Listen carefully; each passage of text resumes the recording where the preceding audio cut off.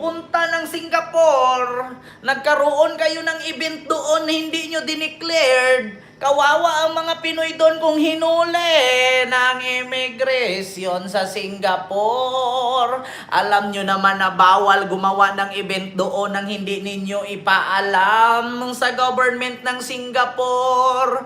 Bote at walang pumuntang immigration doon, kay kawawa ang mga Pinoy na umattend doon.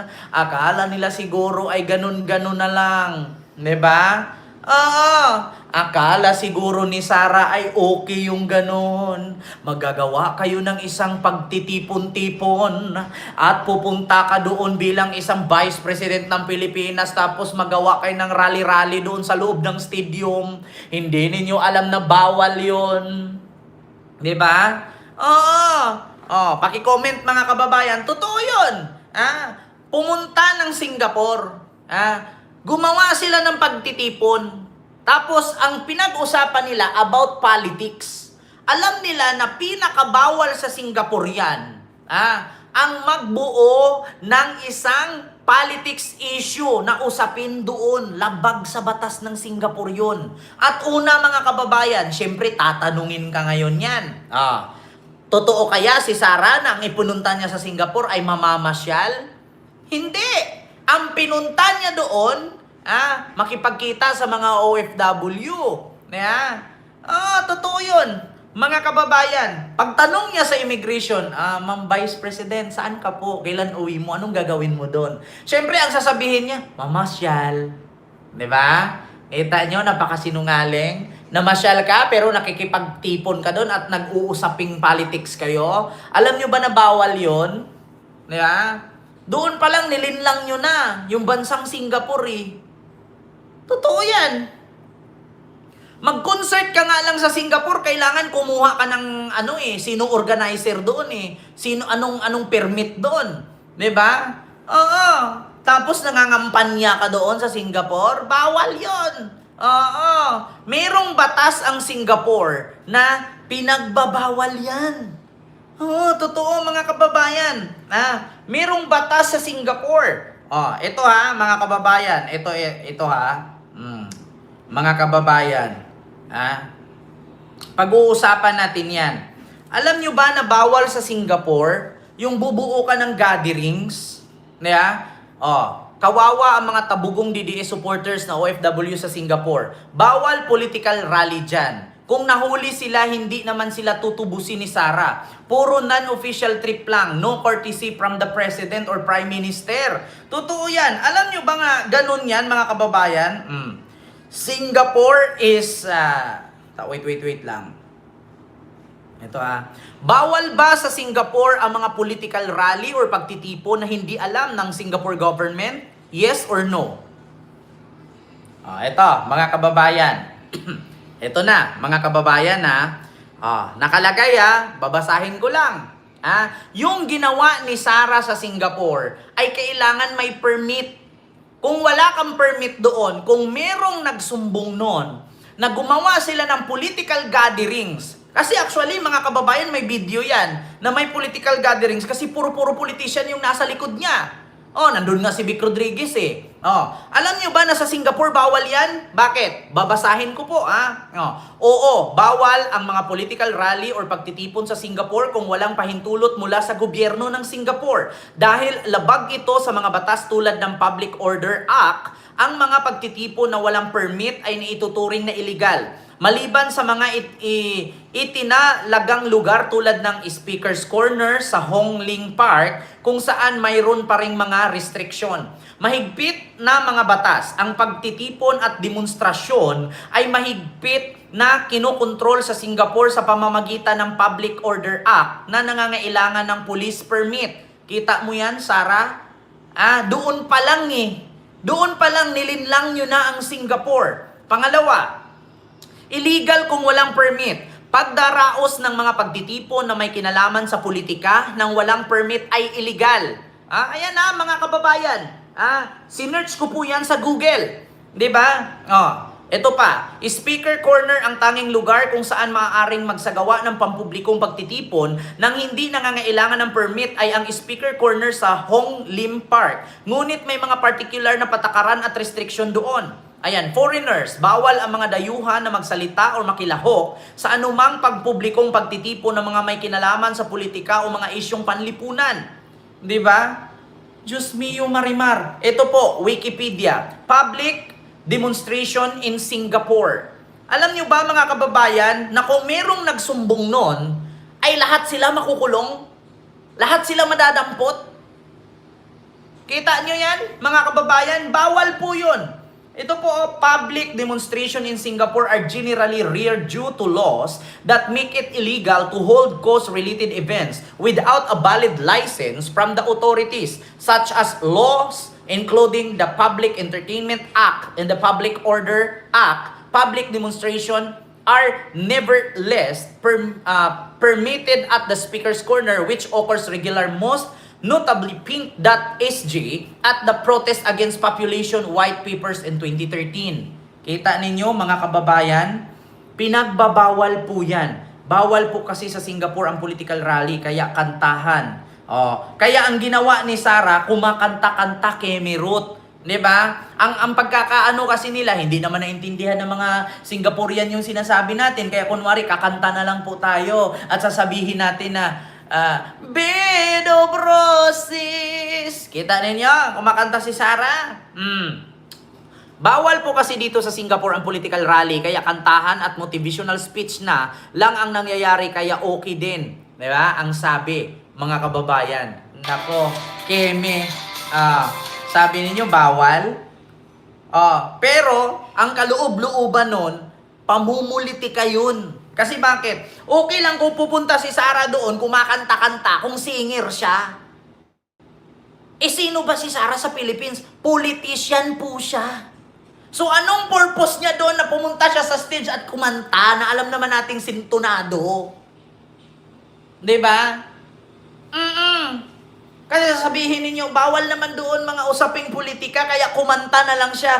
Putang ina, kung ikaw hindi mo layunin ang politika, tapos aakyat ka sa stage at kakanta ka ng sintonado, sinisira mo na yung pangalan at dignidad mo. Di ba? Kung hindi ka ba naman tanga, o kung hindi pamumulitika yun, ano, sisirain mo yung pangalan mo kahit sintonado ka, kakanta-kanta ka doon? Sige nga, magda-down to earth ka, ibababa mo yung dignity mo bilang isang vice president, tapos aakyat ka sa stage at kakanta ka ng Bed of Roses, tapos sintonado ka. Diba? Ano yung kanta ni Sara? Tragis na yan. Pag ako pa kumanta, ang ganda kong boses. Ito Sara, kumanta sa SG. Makita ninyo.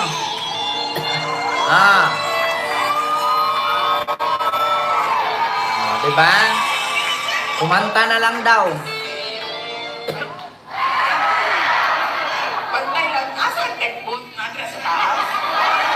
Kita ninyo?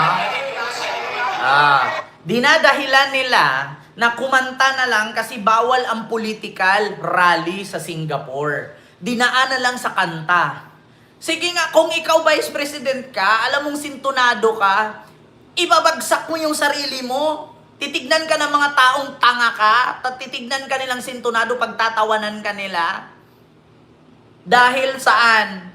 Para mapagtakpan at magsinungaling kayo na hindi political rally yan? Kumakanta ka tapos may banat ka? Di ba? Magpaka-impokrita ka? Kakanta ka kahit hindi mo gusto? Para andun titignan ka ng mga tao at pagtatawanan ka? Tapos sasabihin mo, hindi political rally to, singing contest to po. Tangina, sino niloloko ninyo? Di ba?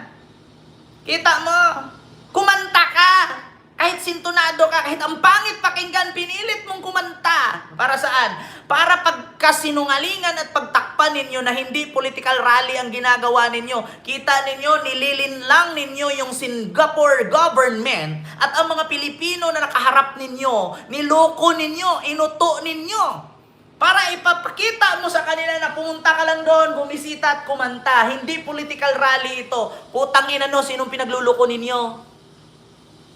Yeah? Yan pa nga lang, hindi ka pa presidente, binudol mo na yung mga OFW sa Singapore eh. Di ba? Hindi ka pa presidente, binudol mo na sila. Ipapamukha mo sa mga tao doon, mga Pinoy sa Singapore, na ito ay singing-singing lang. Hindi political rally kasi bawal. Pero ang kaloob-looban, yung tema, yung agenda, political rally. Paninira kay Marcos yun. Di ba? Kita ninyo? Ultimo Singapore, niloko ninyo. Ultimo mga taong kaharap ninyo, niloloko ninyo. At sabihin, meet and greet lang to. Hindi ito political rally. Pero yung nasa likod mo, politician. Tapos yung nasa stage, vice president. Ano yun, meet and greet? Artista ka? Diba? Yun pa nga lang, hindi ka pa president, niluloko mo na yung tao, nililinlang mo na yung bansa eh. Totoo naman talaga, Sir John Paul. Sinong naniniwala na hindi political rally yung ginawa nila? Porket kumanta si Sarah, hindi na political rally yon? Pero ang totoong tema nun, agenda nila, rally yun, politics yun. Maniniwala ako na meet and greet yun kung si Sarah lang ang nandun. Pero kumusta naman yung nasa likod niyang nakaupo? Diba? Biruin nyo, ang Singapore government niluloko ninyo. Sa bagay, gawain ng Pinoy yan. Kukuha ka pa nga lang ng NBI clearance, magpi-fixer ka na eh. Di ba? Kukuha ka nga lang ng driver's license, nagpi-fixer ka na eh. Pagdating ng driver's license, hindi ka na pagod. May fixer ka eh. Di ba? Totoo yan, mga kababayan. Biruin nyo yan, Singapore government niloloko ninyo. Pilipino doon sa Singapore niloloko ninyo. Hindi ka pa presidente, nanlinlang ka na. So anong tawag doon sa ginawa ninyo? Meet and greet? Kasiyahan? Kanta-kantahan? Pero yung nasa likod mo, politician? Diba?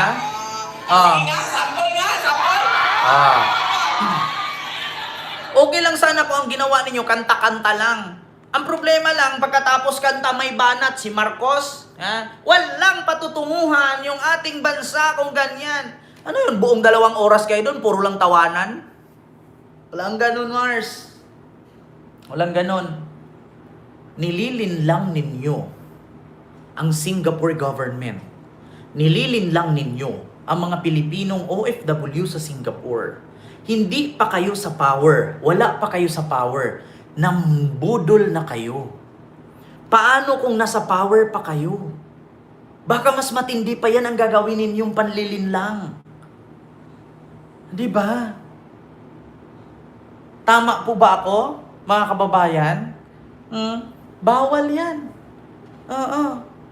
Bawal po talaga yan, mga kababayan. Hindi sana pagbigyan ng permit sa Singapore government na may event. Nakakahiya talaga isama nila ang mga Pilipinong inosente. Tama po, magbudol si Sarah talaga. Tuwang-tuwa naman ang mga tanga, bubo. Kaya nga, di ba? Tuwang-tuwa sila. Kasi nakita nila nandun si Sarah. Pero hindi nila iniisip na political agenda yun. Ang ginawa lang, kunwari kanta-kanta. Kaya nga sabi ni Sarah, hindi porket anak ako ni dating Presidenteng Duterte ay iboto nyo na. Bakit? Ang basihan nyo ba para iboto ako ay kakanta ako kahit wala naman akong magandang boses? Ang basihan nyo ba ay iboto ako kahit sumayaw ako ng bodots? Di ba sinabi ni Sarah yan? So ibig sabihin, anong ginawa niya dyan sa Singapore? Kumakanta siyang pangit naman ng boses. Di ba kinain niya rin yung sinabi niya sa Hong Kong? Anong sabi niya sa Hong Kong? Hindi porket anak ako, kapatid ako, lolo ko, presidente noon, ay iboto nyo na. Kasi kumanta ako. Ang tignan ninyo, yung nagawa niya, yung napatunayan niya sa bayan, yung nagawa niya sa constituent niya, at mga proyekto niya. Hindi porket anak ako ni President Duterte, ay iboto nyo na kasi porket tumayo ako, tas kumanta, tumayo ako, tas nagbudots, iboboto nyo na. Pero anong ginawa niya ngayon sa Singapore? Di ba kumanta siya kasi kahit pangit ang boses niya, For what? Tapos lilinlangin nyo pa ang Singapore government na pumunta kayo doon, hindi political agenda ang ginagawa ninyo. Sino yung mga nasa likod mo? Sino ka? Hindi ka naman artista sa Pilipinas, vice president ka. So anong tawag nyo sa ginagawa ninyo? Christmas party? Wala pang ang Halloween, nag-Christmas party ka na? Aba, napaka-advance mo naman. 'Di ba? Napaka-advance mo naman, nag-Christmas party na kayo. Halloween pa nga lang. Sino nililinlang ninyo? 'Di ba? Kaya mga Pilipino, magising na kayo, oy.